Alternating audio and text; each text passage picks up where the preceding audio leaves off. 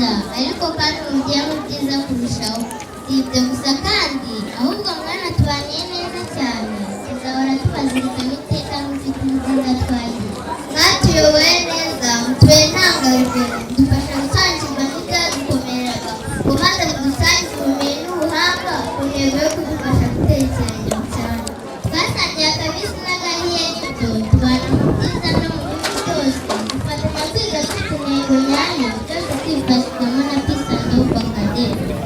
Twashimiye dushize amanga kubw'urukundo mwatugaragarije, ubufatanye n'uburanga mutangiye kutwereka ku ntego yo kuvoma ubumenyi bufite. Tubifurije n'ihirwe mu rugendo rukurikiyeho, muzahe muronke, mwige mumenye, kandi muzakomeze uko mwatoje.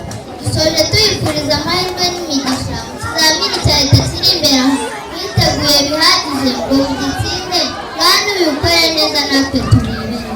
Museruke gitwari kandi nk'intore, mwubake ejo hazaza heza babereye, mwibuka gusenga no kubaha Imana, kuko niyo mugenga wa byose tuza.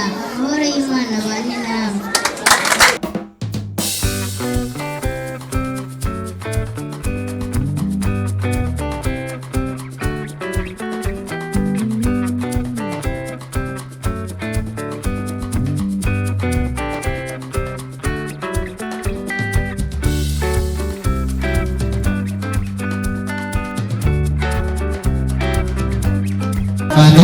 Natumai umwanya bataka boye n'ubunini na twashimye kuko nabonye gukata abanyeshuri bose bakaza kwa sibyo kandi boye na funishe kwene banze boye kugira ngo bikujye wowe ndakumva